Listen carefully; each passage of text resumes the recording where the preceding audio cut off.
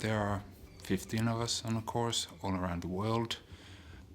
South America, North America, New Zealand, Australia, India, Europe. I'm from Finland, so I'm a lone Scandinavian here. But I still feel at home. It feels very home-like, and I felt like I'm with my peers in a way. We come here, and, everybody is in their small situation, and it seems like we are this small island in a sea of the world. And here you come and you see, representatives of other islands. Because of what this place and this community do and what they represent. They represent internationality and they represent friendship and they represent the heart of the other. So in a way, it's so easy to feel at home. Seeing the other people who I was going to share the course with was also like feeling, oh, I know these people, even if I don't. Just a feeling of, yeah, we're these Dharma practitioners who are trying to go towards the same goal. Initially, it felt like a bit of a roller coaster. Like we were put into a program that was just intense right off the bat. So we were telling life stories over 3 days, 19 people from 10 countries, half an hour each, just one after the other, followed immediately by this 360 feedback process, which took 2 days or 2.5 days, and then a full day on Myers-Briggs. And by the end of that, I was just like, if this whole course is going to be at that pace of intensity, I've really got to build up my endurance. It's not just only getting feedback. How we receive, it is our practice. How we respond, it is our practice, depend on us, yes. So I'm very deeply looking at that, and my reflection is going on still, yes, about that, yeah. Trying to understand us each better in a better way, receiving feedback and trying to develop what is there and what is the emotion that's arise, but at the same time working with emotions to try to go more deeper and being more reflective about what I am in relation to others and in relation to myself. The most important bit is probably to get to know myself very well, to like who I am, how am I, what impact do I have on people, how does that, and that's just really, really interesting or important to find that out. And this is, I think, a very good opportunity to do so. Most enjoyable for me is the field with those old trees and just that you can walk. These conditions are very optimal for spiritual life.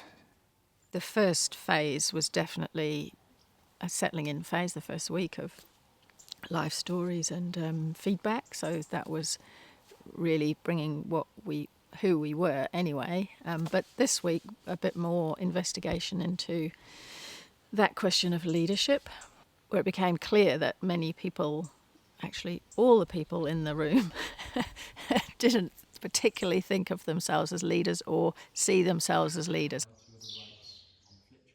In order to take a leadership role or a role of responsibility, you don't really have to have all the answers. What's important is that you're clear about what your values are and that you exemplify those values. That you enjoy connecting with people, that you want to connect with people.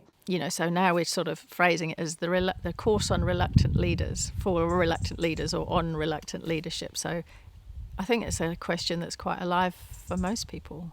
I don't necessarily, emotionally resonate with the idea of being a leader. So it seems an important thing to unpack once you step into a role of responsibility. Well, what does this actually mean? What's it going to look like? And how do I do that? And the Skull Cup is like that, except in India. Yeah. But stuff like friendship is so paramount in our movement. And being on a course of 15 people, it's so tangible that everyone practices friendship, that everyone sees that as something that's so valuable, sees it as a way of relating to each other and being with people who are communicative of what's dearest to them. You feel like you're in a very alive, very vibrant sort of community. Well, this is why I love activity, and it's so. I had several very beautiful conversations with people that I didn't know, but it was very easy in that sense, open us, because we know that each other are at the same process in this moment. I was sitting with Viria Kirti from Mexico in Bante's room, just the three of us in a way, and talking about anagarika and the brahmacharya vow and all these kind of very intimate things. And having that here in this context is just a very, very beautiful opportunity, yeah. I enjoyed very much this community, men and women. Here we are together and they do everything. Washing up, cleaning, yes. They don't say that, oh, I did yesterday, today I don't do, yes, yeah. So they take initiative very much and they do that, yes, and very much friendly.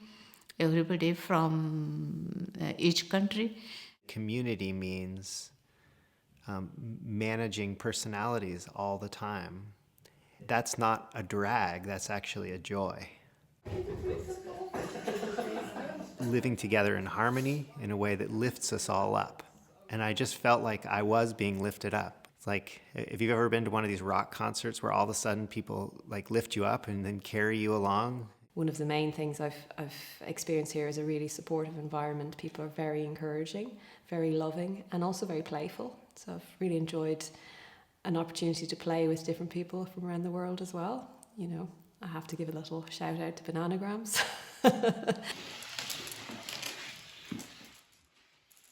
Specifically, I enjoy some playful moments here. Even we have the different responsibility, but we were playing as a child.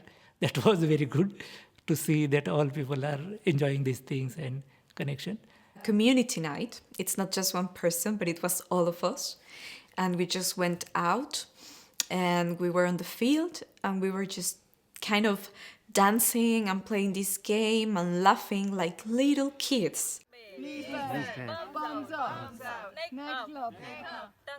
Tongue out. Adhisthana, who seems to know a lot of games and who's also a public preceptor, was singing this song and getting us to do all these sort of really kind of silly gestures or sort of movements along with it. And it just, yeah. I enjoyed with community people, my friends, brothers and sisters. They were very good and I felt very connected with them and I feel open. I think we all really enjoyed that afternoon. It was just, everyone was looking so fresh and happy and free and just really connecting.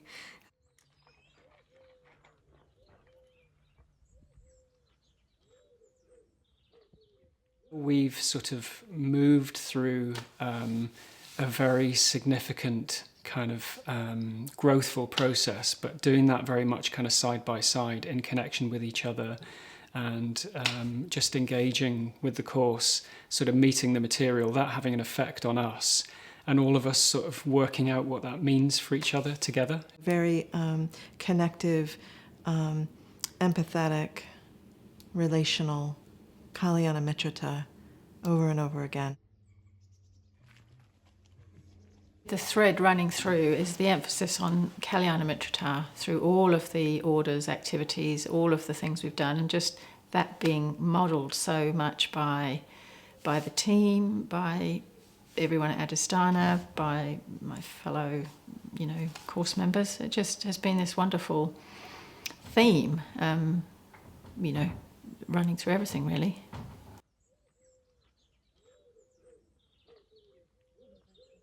It's living one of the most important principles of the order, which has to do with very significant friendship.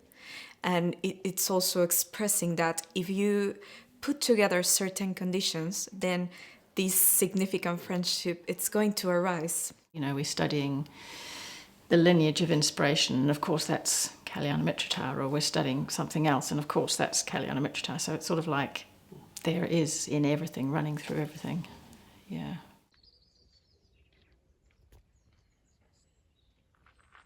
To be with Bante's burial mound, where you really feel Bante's presence is still quite tangible there, and all those reminders of his teachings, his practice, his connection with his teachers. So much of Ergin House is just, really inspiring.